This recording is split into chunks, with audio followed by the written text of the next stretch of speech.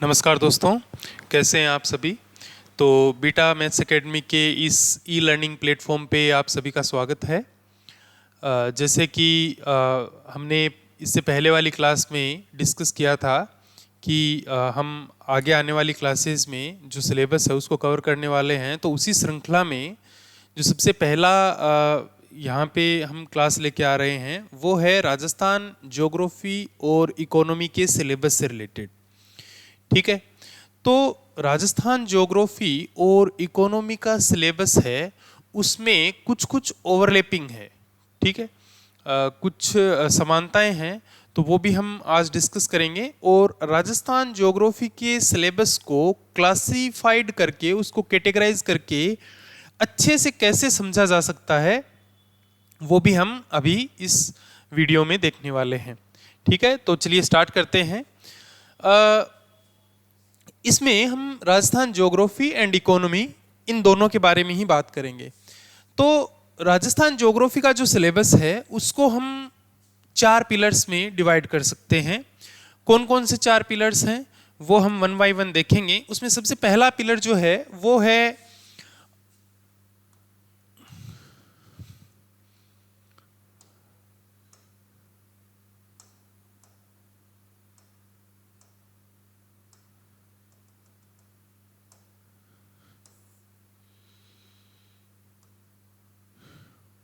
तो इसमें जो सबसे पहला पिलर है वो है भौतिक भूगोल। ठीक है, या फिर फिजिकल ज्योग्राफी। ठीक है, अब यदि हम बात करें भौतिक भूगोल की या फिजिकल ज्योग्राफी की, तो उसके अंदर मुख्यतः 4 टॉपिक्स हैं वो आते हैं हमारे सिलेबस के अंदर। यहाँ हम कौन कौन सा सिलेबस कवर कर रहे हैं, आरएएस प्री का सिलेबस कवर कर रहे हैं। और साथ में कुछ जो मुख्य एग्जाम्स होते हैं राजस्थान में, चाहे आप कोई भी एग्जाम पकड़ लो राजस्थान का, ठीक है, चाहे वो आरएसएस भी कंडक्ट करवाती हो या आरपीएससी कंडक्ट करवाती हो, उन सभी में यही टॉपिक्स होते हैं। किसी में 2 टॉपिक्स कम हो जाते हैं, ठीक है, इनसे ज़्यादा तो बिल्कुल नहीं होते, इनसे कम जरूर हो सकते हैं। ठीक है, तो संपूर्ण जो सिलेबस है ज्योग्राफी का उसको 4 पिलर्स में हम डिवाइड कर सकते हैं। पहला पिलर है भौतिक भूगोल या फिजिकल ज्योग्राफी। इसके अंदर फिर 4 चैप्टर्स हम पढ़ते हैं। जो पहला चैप्टर है वो है राजस्थान की उत्पत्ति, ओरिजिन ऑफ राजस्थान। ठीक है, तो इसके बारे में हम बात करेंगे और कैसे अल्फ्रेड वेगनर ने अपनी थ्योरी के थ्रू और इस प्रॉब्लम को समझाया था कि कैसे उत्पत्ति है वो हुई है, कौन कौन सी स्ट्रक्चर से उत्पत्ति हुई है, गोंडवाना लैंड क्या था, टेथिस सी क्या था, वो हम आगे आने वाले चैप्टर्स में डिस्कस करेंगे। ठीक है, ये एक छोटा सा चैप्टर है, मुश्किल से 15-20 मिनट में आप इसको तैयार कर सकते हैं। और इसके बाद में जो नेक्स्ट है वो है राजस्थान की स्थिति एवं विस्तार, पोजीशन ऑफ राजस्थान। ठीक है, अब इंडिया में राजस्थान की पोजीशन है वो कहाँ पे है, वर्ल्ड में राजस्थान की पोजीशन है वो कहाँ पे है। ठीक है, तो अलग अलग कॉन्टेक्स्ट में हम देखेंगे और उस हिसाब से हम इस चैप्टर को करेंगे।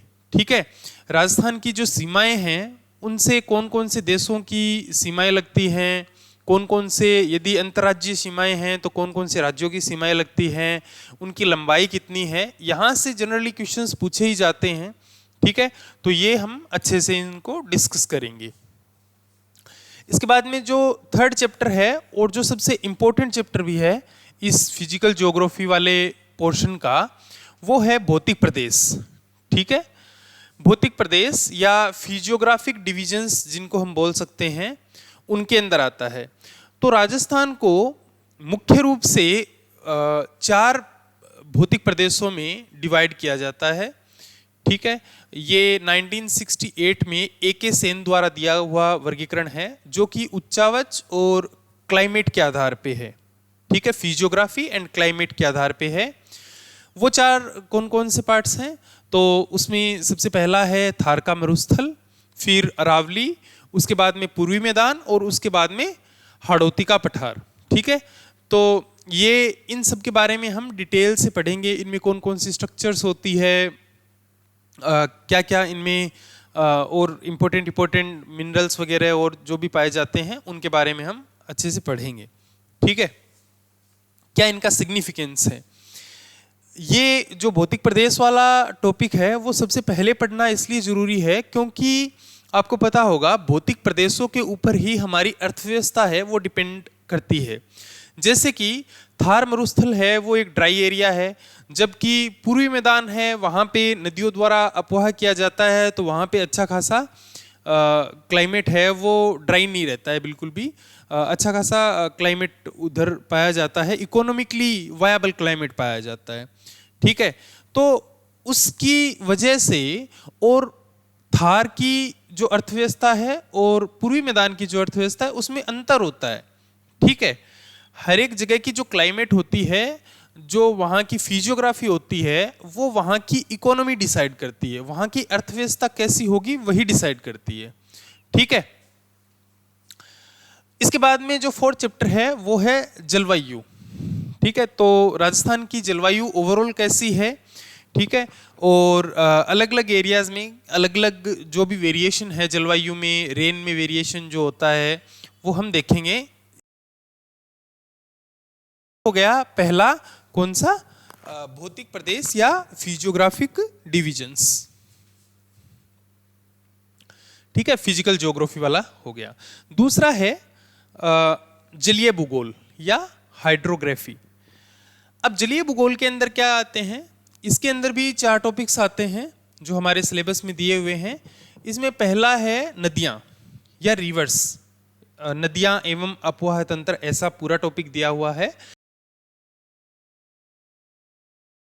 तो राजस्थान के अंदर मोस्टली जो नदियां हैं मोस्टली वो पूर्वी मैदान की तरफ हैं, पूर्वी हिस्से की तरफ हैं। थार की तरफ ज़्यादा नदियां नहीं हैं, लेकिन जितनी भी हैं वो काफ़ी इंपॉर्टेंट हैं और वो हम अच्छे से उनके बारे में डिस्कस करेंगे।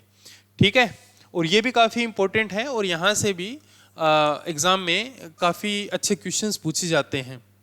ठीक है, इसके बाद में है झीलें। देखिए, वैसे तो आपको पता ही होगा कि जो टेथिस सी वाला हिस्सा है वहाँ पे मोस्टली खारे पानी की झीलें पाई जाती हैं, क्योंकि सी है उसमें खारा है। तो उस टेथिस सी के अवशेष के रूप में जो बची हुई झीलें हैं वो थार के मरुस्थल की तरफ पाई जाती है, क्योंकि थार का निर्माण है वो टेथिस सी से ही हुआ है। ठीक है, जबकि यदि हम देखें पूर्वी हिस्से की तरफ, पूर्वी मैदानों की तरफ, जहाँ पे ये राजसमंद, उदयपुर ये आते हैं, वहाँ पे मीठे पानी की झीलें पाई जाती है, क्योंकि वो एरिया है वो नदियों द्वारा उसका अपवाह होता है, वहाँ से नदियाँ हैं वो जाती हैं, तो वो मीठे पानी की झीलें बनाती हैं बहुत सारी। ठीक है, तो इनके बारे में भी हम देखेंगे और एग्जाम्स में सीधे सीधे क्वेश्चंस इनसे पूछे जाते हैं। बहुत इंपॉर्टेंट, अच्छा चैप्टर है, इजी चैप्टर है, आपको आराम से समझ में आ जाएगा। ठीक है, इसके बाद में नेक्स्ट है सिंचाई परियोजनाएं या फिर इरिगेशन प्रोजेक्ट्स जिनको हम बोलते हैं। देखिए, बहुत ज़्यादा नदियां तो है नहीं राजस्थान में, लेकिन जितनी भी जो पूर्वी साइड में मोस्टली जो नदियां हैं उनके ऊपर बहुत सारे इरिगेशन प्रोजेक्ट हैं वो गवर्नमेंट चलाती है। इरिगेशन प्रोजेक्ट्स जो होते हैं मेनली वो 2 कामों के लिए होते हैं, एक तो इलेक्ट्रिसिटी प्रोड्यूस करने के लिए, दूसरा सिंचाई और पेयजल उपलब्ध करवाने के लिए। ठीक है, तो जो विभिन्न इरिगेशन प्रोजेक्ट्स हैं वो किस किस काम में यूज लिए जाते हैं इनके बारे में भी हम बात करेंगे, किसमें, सिंचाई परियोजनाओं में।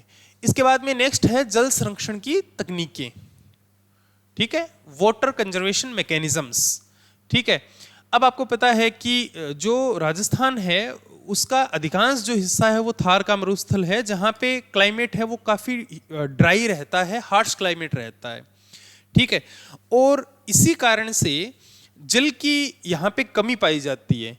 तो ओवर द टाइम लोगों ने क्या किया कि जल को संचित करने के लिए कई स्ट्रक्चर्स का निर्माण किया, राजाओं ने भी करवाया अपने अलग अलग राज्यों में।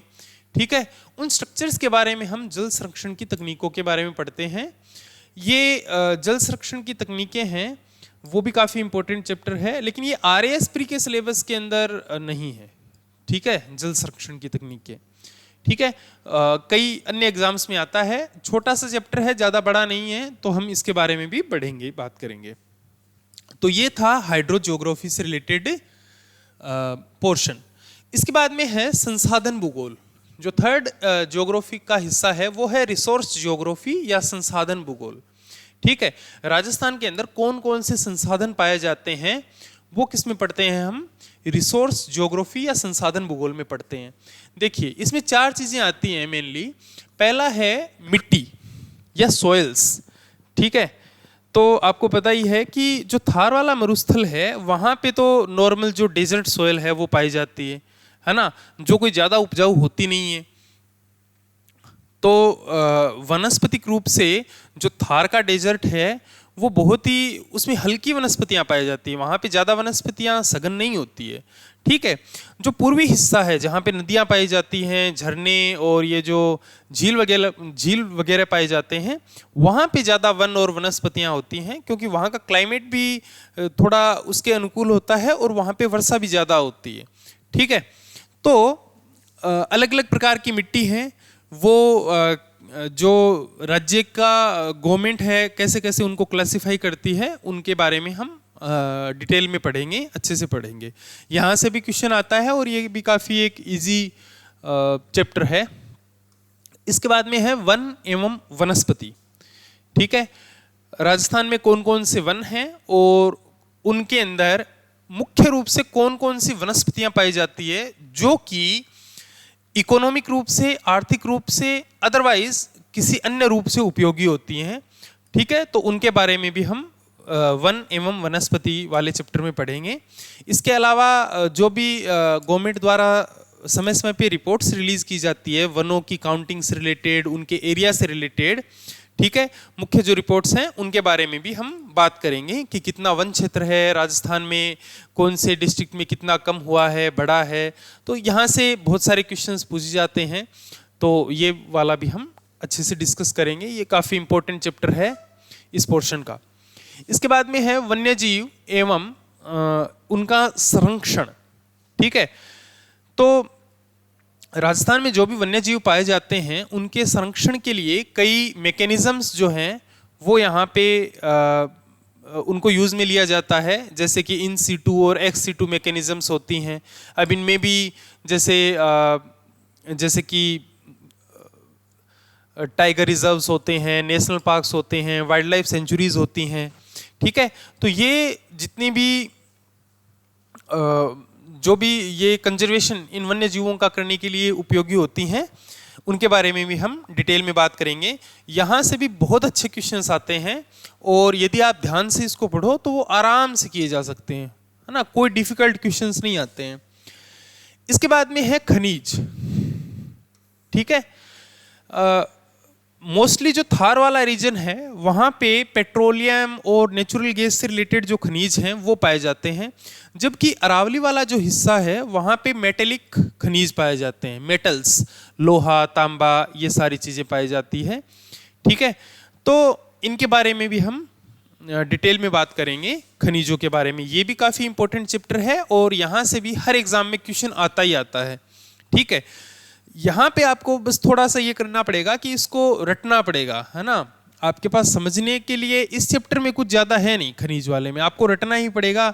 जहाँ पे कोई चीज़ पाई जा रही है, कोई धातु पाई जा रही है, तो वो कौन कौन सी जगहों पे पाई जा रही है वो सीधा आरपीएससी पूछती है और आपको उन प्लेसेस का नाम रटना पड़ता है 1 बाय 1, ठीक है। तो ये हो गया रिसोर्स ज्योग्राफी, संसाधन, क्योंकि किसी भी राज्य के लिए ये संसाधन ही होते हैं, उसका पैसा कमाने का जरिया होते हैं। मिट्टी हो गई, वन एवं वनस्पति हो गई, वन्य जीव हो गए और उसके खनिज हो गए। इसके बाद में नेक्स्ट है आर्थिक भूगोल। अब ये वाला पार्ट ही सबसे इंपॉर्टेंट है, ठीक है। आर्थिक भूगोल, आर्थिक भूगोल के अंदर क्या आता है, या इसको हम इकोनॉमिक ज्योग्राफी भी बोल सकते हैं, यहाँ पे इकोनॉमिक ज्योग्राफी भी इसको बोल सकते हैं,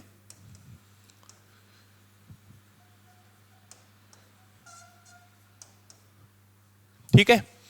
आर्थिक भूगोल के अंदर क्या क्या आता है, जिनसे हम पैसा कमा सकते हैं, ऐसी एक्टिविटीज जिनसे अर्थ कमाया जा सकता है, पैसा कमाया जा सकता है, तो वो आर्थिक भूगोल के अंतर्गत आता है। कौन कौन से टॉपिक्स हैं इसमें? सबसे पहला है कृषि, एग्रीकल्चर, ठीक है। इसके बाद में है पशुधन, जो भी पशु वगैरह हैं उनकी कितने पाए जाते हैं, कौन से डिस्ट्रिक्ट में कितने कम ज़्यादा होते हैं, वो सारा। इसके बाद में है उद्योग, इंडस्ट्रीज, ठीक है। बहुत ज़्यादा इंडस्ट्रीज हैं नहीं राजस्थान में, लेकिन जितनी भी हैं वो मोस्टली पूर्वी राजस्थान में कंसंट्रेटेड हैं। जो पश्चिमी राजस्थान है वहाँ पे तो इंडस्ट्रीज मिलती ही नहीं है। ठीक है। इसके बाद में है ऊर्जा और ऊर्जा या एनर्जी। तो इसके अंदर जो नवीकरणीय और अनवीकरणीय जो भी ऊर्जा के स्रोत हैं उनके बारे में हम बात करेंगे। ठीक है। क्योंकि आपको पता होगा राजस्थान जो है वो पेट्रोल और नेचुरल गैस का एक बहुत बड़ा स्टोर हाउस है। ठीक है। इसके बाद में है जनसंख्या, पॉपुलेशन, जिसको हम डेमोग्राफिक डिविडेंड बोलते हैं। ये भी काफ़ी एक इम्पोर्टेंट चैप्टर है जहाँ से हमेशा क्वेश्चंस पूछे ही जाते हैं। अभी तक नई कोई जनगणना नहीं आई है, तो 2011 की जो भी जनगणना है, सेंसस है, उनके हम डाटा की बात करेंगे। मोस्ट प्रोबेबली नेक्स्ट ईयर तक 2027 तक नई जो जनगणना हो रही है उसके डाटा आ जाएंगे, तो फिर इससे मुक्ति मिल जाएगी 2011 वाली से। ठीक है। इसके बाद में है पर्यटन, टूरिज्म। ठीक है। तो ये वाला हिस्सा भी पढ़ेंगे, कौन कौन सी मुख्य रूप से टूरिस्ट साइट्स हैं, कौन से ज़िले में कितने ज़्यादा टूरिस्ट आए, किसमें सबसे कम। तो ये सारी चीज़ें पूछी जाती है ना। उनका क्रम पूछ लिया जाता है, कभी विदेशी पर्यटक सबसे ज़्यादा कौन से ज़िले में आए वो पूछ लिया जाता है। बहुत इजी क्वेश्चंस होते हैं। यदि आपको आता है, नहीं आता है तो नहीं आता है ना। तो आपको अच्छे से उसको याद करना होता है। ठीक है, दैट्स ऑल। ज़्यादा बड़ा कोई चैप्टर नहीं है। ठीक है, आप इसको इजीली कर सकते हैं, हम इसको करेंगे भी। अब बात आती है इकोनॉमी की। ठीक है। हमने जो आर्थिक भूगोल पढ़ा है वही इकोनॉमी के अंदर भी है ना। तो आर्थिक भूगोल वाला जो पोर्शन है ना ज्योग्राफी का, बाकी 3 पोर्शन तो अलग रह गए, जो फिजिकल ज्योग्राफी है, हाइड्रो ज्योग्राफी है और एक रिसोर्स ज्योग्राफी है। वो तीनों तो कोर ज्योग्राफी का हिस्सा है। ठीक है। लेकिन जो आर्थिक ज्योग्राफी है या आर्थिक भूगोल है, उसके अंदर जो चैप्टर्स हैं जैसे कृषि, पशुधन और उद्योग, ऊर्जा, पर्यटन, जनसंख्या तो खैर अभी अपडेट नहीं हुई है, लेकिन इसके अलावा मैंने जितने भी आपको डाटा बताए हैं, ये जितने भी चैप्टर्स बताए हैं, वो हर साल उनके अंदर कुछ कुछ अपडेट होता रहता है। ठीक है। जैसे कि उद्योगों का जीडीपी में योगदान पिछले साल कितना था, इस साल कितना है। कृषि का पिछले साल कितना था, इस साल कितना है। पशुधन है, उनकी वो जो सेंसस है उसके हिसाब से भी हम देखते हैं। ठीक है, कि उस सेंसस के अंदर कौन से पशु सबसे ज़्यादा हैं, कम है, कौन से डिस्ट्रिक्ट में सबसे ज़्यादा कम है, वो सारी चीज़ें। ठीक है। ऊर्जा का भी बहुत इंपॉर्टेंट है। देखिए, इंफ्रास्ट्रक्चर के अंदर 3 चीज़ें आती हैं। इंफ्रास्ट्रक्चर या आधारभूत जो संरचनाएं होती हैं उनके अंदर 3 चीज़ें आती हैं। पहला होता है ऊर्जा, दूसरा होता है परिवहन और तीसरा होता है संचार या कम्युनिकेशन। परिवहन का मतलब होता है ट्रांसपोर्टेशन और संचार यानी कि कम्युनिकेशन। तो 3 चीज़ें आती है किसमें, आधारभूत संरचनाओं में। ठीक है। तो ऊर्जा है वो सीधा हम यहीं पे ही पढ़ेंगे। अब देखिए, बात करते हैं हम आर्थिक समीक्षा या इकोनॉमिक रिव्यू की। ठीक है। इकोनॉमिक रिव्यू है वो 1 साल पहले का पढ़ा जाता है हमेशा। ठीक है। तो हम चूंकि अभी 2026 में पढ़ रहे हैं, तो 2025-26 का जो इकोनॉमिक रिव्यू आया हुआ है, जो अभी फरवरी में आया था, उसके डाटा हैं वो अपडेटेड हैं, उनके बारे में बात करेंगे। ठीक है। अब इकोनॉमिक रिव्यू क्या है, आपको नाम से क्या पता चल रहा है। ठीक है, कि राजस्थान की जितनी भी इकोनॉमी है उसके बारे में हमें अच्छे से और पता होना चाहिए कि उसमें क्या चल रहा है, करंटली क्या चल रहा है। ठीक है। अब कोई भी राज्य हो, चाहे राजस्थान ही नहीं, कोई भी राज्य हो, चाहे पूरा देश हो, उसकी इकोनॉमी है वो मुख्य रूप से 3 सेक्टर्स के ऊपर डिपेंड करती है। कौन कौन सा? जो पहला सेक्टर है वो है कृषि।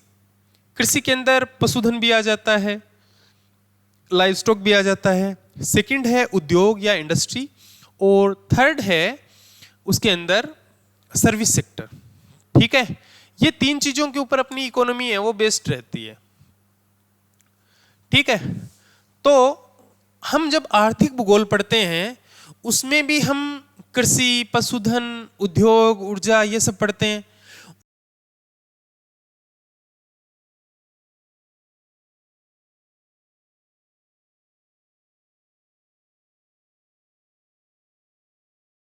जब हम आर्थिक भूगोल पढ़ेंगे, इकोनॉमिक ज्योग्राफी पढ़ेंगे, उसको पढ़ते समय ही उसके साथ साथ ही हम इकोनॉमिक रिव्यू के जो डाटा हैं जो इस साल के हैं, बिल्कुल अपडेटेड डाटा है, उनको उसमें ही इंक्लूड कर लेंगे। तो हमें सेपरेटली इकोनॉमिक रिव्यू पढ़ने की जरूरत नहीं पड़ेगी। अदरवाइज फिर ऐसा होता है, पहले आप इकोनॉमिक ज्योग्राफी से उद्योग वाला चैप्टर पढ़ो और फिर आप आर्थिक सर्वेक्षण या इससे आर्थिक समीक्षा से वो उद्योग वाला चैप्टर पढ़ो, है ना। तो दो दो जगह से एक ही चैप्टर को पढ़ना, एक जगह से बेसिक और दूसरी जगह से करंट वाला, वो इतना कोई अच्छी स्ट्रेटजी है नहीं, है ना। आपको परीक्षा के लिए चीज़ों को एक जगह पे कंसोलिडेट करना आना चाहिए, तभी आप उस चीज़ का रिवीजन कई बार कर पाओगे, जोड़ना आना चाहिए, ठीक है। तो हम इनको अच्छे से कंपाइल करके पढ़ेंगे। जब हम आर्थिक भूगोल पढ़ेंगे उसके साथ ही हम आर्थिक समीक्षा के जो डाटा है वो भी इंक्लूड करेंगे, ठीक है। तो ये जितने भी हैं कृषि, पशुधन, उद्योग, ऊर्जा, ये पर्यटन वगैरह, आर्थिक समीक्षा में इनसे रिलेटेड जितने भी डाटा दिए हुए हैं, जितने भी स्कीम्स दी हुई हैं, वो सारी की सारी हम जब ये भूगोल पढ़ेंगे तभी पढ़ लेंगे, ठीक है। मैं आपको बता दूंगा कि ये आर्थिक समीक्षा के अंदर आया हुआ है। चलिए, तो यदि वो निकाल दें तो फिर कौन कौन से चैप्टर्स बचते हैं? फिर कुछ नहीं बचता है, ठीक है। बहुत कम ऐसे इंपॉर्टेंट चैप्टर्स हैं जो आर्थिक समीक्षा के अंदर बचते हैं, ठीक है। कौन कौन सा? पहला है वृहत परिदृश्य। वृहत परिदृश्य या ब्रॉड इकोनॉमिक जो फ्रेमवर्क होता है, ठीक है, कि किसी राज्य की, अब जैसे राजस्थान की बात करें तो राजस्थान की जीडीपी कितनी है, जीएसडीपी जिसको बोलते हैं, ठीक है, और कौन कौन से डिस्ट्रिक्ट की कितनी जीडीपी है, कितनी नहीं है, वो सारा का सारा इसके अंदर वृहत परिदृश्य में पढ़ते हैं, है ना। कौन कौन से सेक्टर्स का जीडीपी में कितना कितना योगदान है, एम्प्लॉयमेंट, रोजगार के अंदर कितना कितना योगदान है, वो सारा का सारा वृहत परिदृश्य में पढ़ते हैं, ठीक है। इसके अंदर ये डाटा आते हैं जो कि काफी इंपॉर्टेंट होते हैं और यहाँ से डायरेक्ट क्वेश्चन आते हैं। आपको आरएएस के प्रीलिम्स एग्जामिनेशन में केवल इस चैप्टर से 2-3 क्वेश्चंस डायरेक्टली मिलेंगे, बिल्कुल एज इट इज, ठीक। आपको याद करना है और वहां पे उनको पहचान के और क्वेश्चन करके आना है, दैट्स ऑल, ठीक है। तो वो हम पढ़ेंगे। इसके बाद में आता है सेवा क्षेत्र या सर्विस सेक्टर, ठीक है। अब कृषि पढ़ लिया किसमें? आर्थिक भूगोल में, जो हम आगे आने वाले चैप्टर्स में पढ़ेंगे, लेकिन मैं आपको बता रहा हूं अभी, वो हम आर्थिक भूगोल में पढ़ते हैं। इसके अलावा उद्योग है, वो आर्थिक भूगोल में पढ़ते हैं, ठीक है। और इसके अलावा सर्विस सेक्टर बचता है जो हम इकोनॉमिक सर्वे के अंदर पढ़ लेते हैं, क्योंकि सर्विस सेक्टर है वो ज्योग्राफी का पार्ट तो है नहीं, तो वो हम इसके अंदर पढ़ लेते हैं, ठीक है। अब सर्विस सेक्टर की यदि हम बात करें, सेवा क्षेत्र की बात करें, तो दो जो मुख्य एरिया हैं वो आते हैं इसमें, शिक्षा और स्वास्थ्य, एजुकेशन और हेल्थ सेक्टर। एजुकेशन से रिलेटेड जितनी भी स्कीम्स और प्रोग्राम्स गवर्नमेंट द्वारा चलाए जा रहे हैं उनके बारे में हमें अच्छे से पता होना चाहिए, अच्छे से पता होना चाहिए, ठीक है। स्वास्थ्य से रिलेटेड जितनी भी स्कीम्स और प्रोग्राम्स चलाए जा रहे हैं उनके बारे में भी हमें अच्छे से पता होना चाहिए, और ये दोनों ही एक्सक्लूसिवली आपके सिलेबस में मेंशन है, ठीक है। मैंने यहाँ पर जो सिलेबस लिखा है वो राजस्थान ज्योग्राफी और राजस्थान इकोनॉमी इन दोनों का लिखा है, ठीक है। और ये जो सिलेबस लिखा हुआ है इससे बाहर कोई भी टॉपिक नहीं है आपके आरएएस प्री में, आप मैच करके देख सकते हो सिलेबस की पीडीएफ।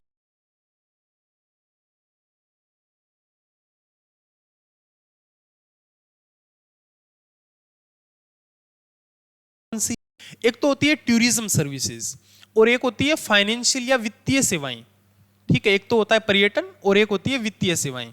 अब पर्यटन तो हम आर्थिक भूगोल के अंदर पढ़ते ही हैं, ठीक है। जो वित्तीय सेवाएं हैं उनको हम यहाँ पे पढ़ लेंगे, उसमें ज़्यादा कुछ है नहीं, वो 15 मिनट का टॉपिक है, उसके अंदर 7-8 स्कीम्स हैं, वो आपको अच्छे से पता होनी चाहिए। वहाँ से एक आध क्वेश्चन कई बार आ जाता है, कई बार नहीं भी आता है, लेकिन वो आपको अच्छे से पता होनी चाहिए, ठीक है। तो शिक्षा और स्वास्थ्य ये 2 चैप्टर्स हैं, वो आपको पता होना चाहिए। फिर मैंने आपको बताया था कि जो आधारभूत संरचनाएं होती है,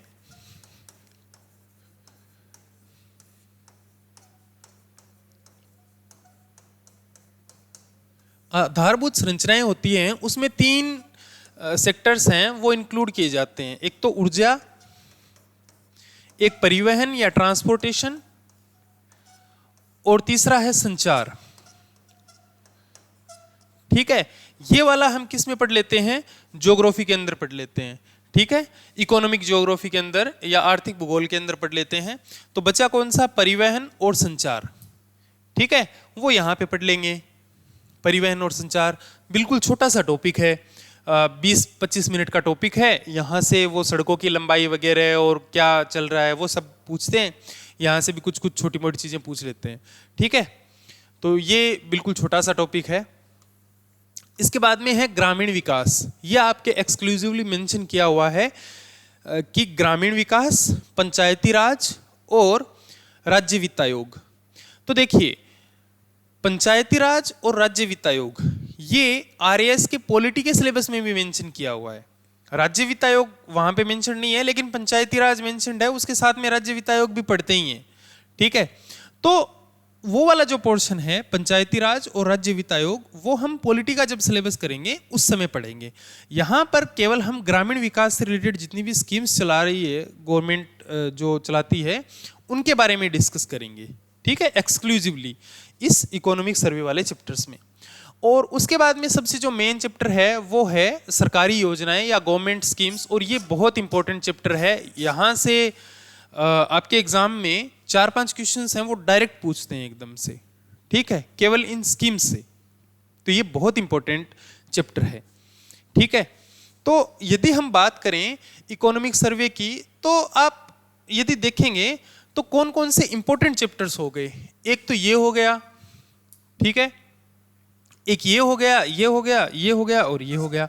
5 चैप्टर्स हैं जो काफी बड़े चैप्टर्स हैं और इंपॉर्टेंट चैप्टर्स हैं।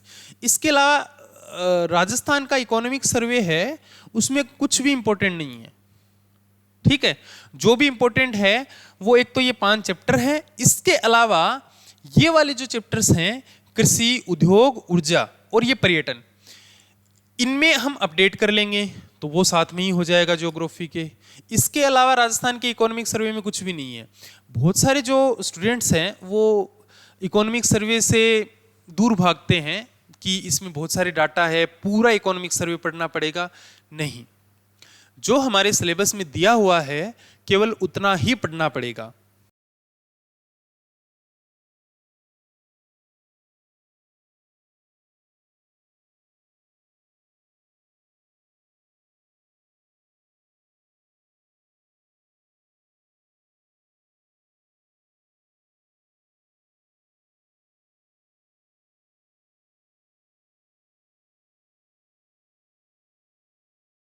ये पहला चैप्टर है कृषि वाला।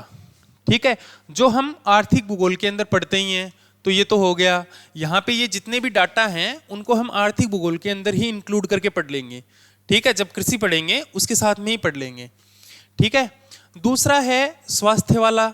ये भी हम इकोनॉमिक सर्वे है, जब पढ़ेंगे तो ये स्वास्थ्य वाला चैप्टर पढ़ लेंगे। इसकी जो भी ये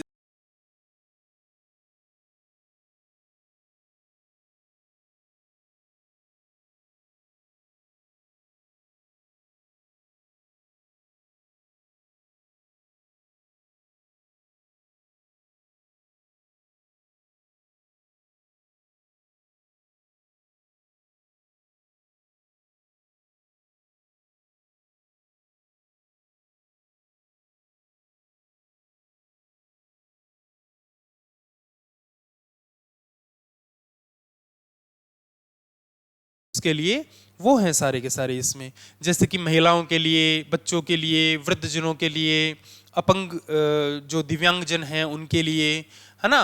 तो जितनी भी योजनाएं अल्पसंख्यकों के लिए, वो सारी की सारी इसके अंदर आती हैं। ठीक है, ये काफ़ी इंपॉर्टेंट चैप्टर है और इसको हम अच्छे से पढ़ेंगे। हर एक जो स्कीम है उसको डिटेल में पढ़ेंगे बढ़िया तरीके से, ताकि कोई क्वेश्चन बाहर ना जाए अपनी रेंज से। ठीक है, उसके बाद में औद्योगिक खनन एवं आर्थिक वृद्धि। ये तो हमने देखा ही था कि उद्योग वाला जो चैप्टर है वो आर्थिक भूगोल के अंदर है। तो जब हम वो पढ़ेंगे तो इस आर्थिक सर्वेक्षण में से ये जितने भी डाटा हैं वो उसके अंदर इंक्लूड कर लेंगे, तो वो हो जाएगा। इसके बाद में ये देखिए पर्यटन वाला है, तो ये भी आर्थिक भूगोल का ही हिस्सा है। तो जब वो करेंगे तो ये भी साथ में कर लेंगे, छोटा सा चैप्टर है। ठीक है, इसके बाद में है आधारभूत अवसंरचना। अब इसके अंदर मैंने आप है और दूसरा परिवहन वाला चैप्टर है, ये रहा। ठीक है, तो ये सारी चीजें हैं वो हम उसके अंदर देख लेंगे। आर्थिक भूगोल पढ़ते समय हम ऊर्जा वाला चैप्टर तो पढ़ेंगे ही पढ़ेंगे, परिवहन वाला और संचार वाला है वो अलग से यहाँ पे पढ़ लेंगे। इसके बाद में जल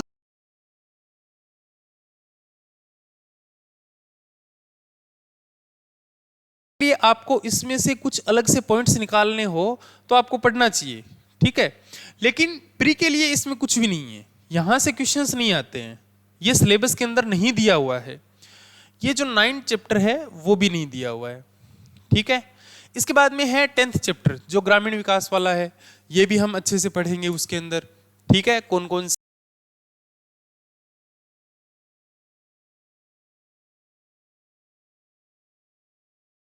नहीं दिया हुआ है तो आप में नहीं पढ़ना है, जो सिलेबस में मेंशन नहीं है उसको क्यों पढ़ना भाई।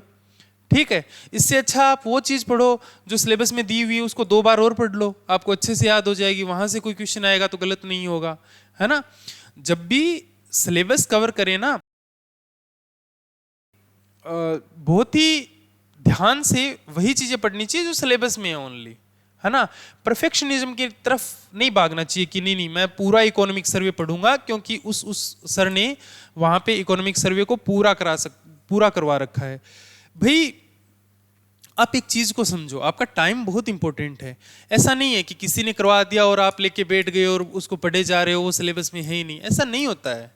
ठीक है, इसके बाद में है प्रभावी शासन एवं सार्वजनिक सेवाएं, ये भी हमारे सिलेबस के अंदर नहीं है। जो भी इसमें से इंपॉर्टेंट कुछ चीजें हैं, 2-4 चीजें हैं जो इंपॉर्टेंट है, मैंने देखा था इसको अच्छे से, तो वो मैं आपको करवा दूंगा। बाकी इसमें कुछ भी इंपॉर्टेंट नहीं है, ना ही हमारे सिलेबस के अंदर है ये। ठीक है, ये जो 13वां है वो वृहत परिदृश्य वाला जो चैप्टर है वो इसके अंदर है, वित्तीय प्रबंधन एवं आर्थिक नीति। ठीक है, ये हमें बहुत इंपॉर्टेंट अच्छे से पढ़ना है इसको, बस इसके अलावा कुछ भी नहीं है इकोनॉमिक सर्वे में।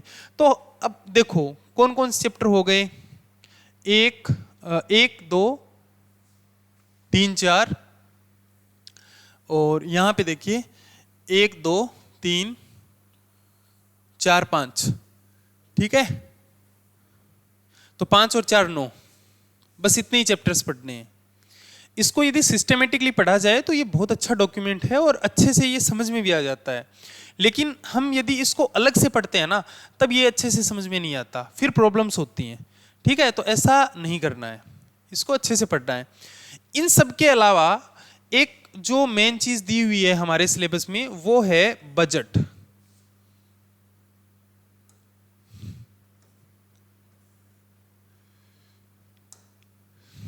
वो है बजट। तो इस साल का जो बजट है 2026 का, उसको बोलते हैं 2026-27 का बजट, वो हमें अच्छे से पढ़ना है। हमारे राजस्थान इकोनॉमी के सिलेबस में उसको अलग से मेंशन किया हुआ है अच्छे से कि आपको बजट है वो पढ़ना है, तो इसको हम पढ़ेंगे अच्छे से ध्यान देके। ठीक है,